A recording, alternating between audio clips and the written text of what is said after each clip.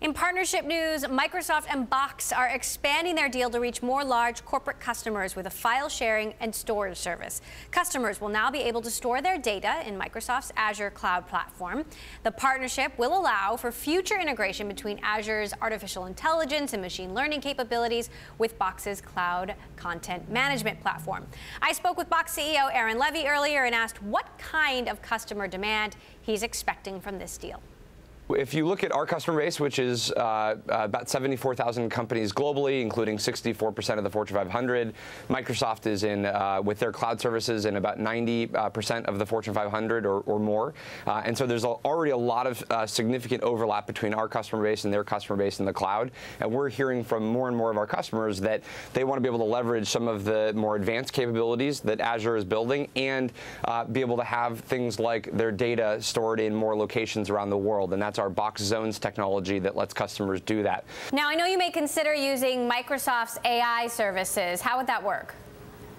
Yeah, so if you think about all the content and information that we have in Box, there's billions and billions of files, and in every one of those files are different insights and different knowledge and information. And really, the only way to extract that knowledge or information is by using some amount of advanced technology, whether that's artificial intelligence or more advanced machine learning capabilities. So things like being able to upload a video of this conversation and make it fully searchable and be able to have various tags of different content that was discussed, being able to upload audio and make that completely searchable, be able to summarize documents, be able to translate documents and text. So all of those kind of capabilities are becoming more and more readily available via Microsoft and others. And we want to ensure those capabilities are plugged into Box so our customers now can have the most intelligent way to manage and share and organize all of their content.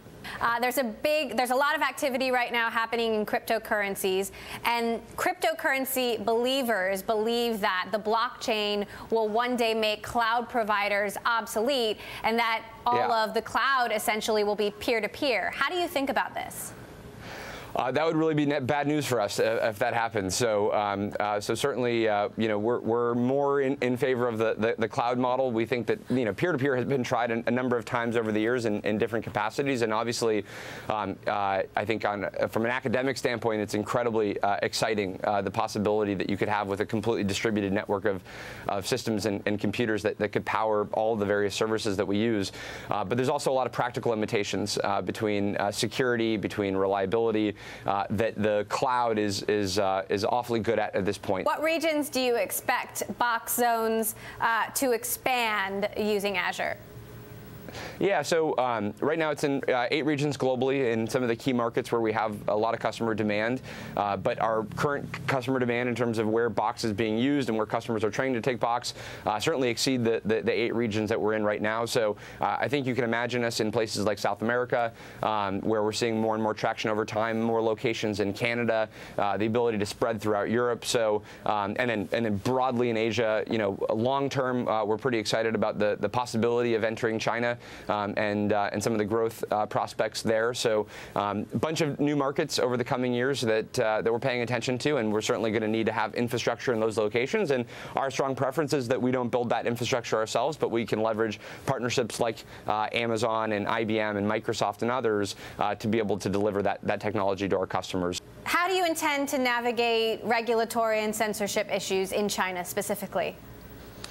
Yeah, this is why it's still a pretty early conversation, but we think that there are different entry strategies that companies have been successful with. Obviously, joint ventures on the ground, being able to have isolated versions of your product.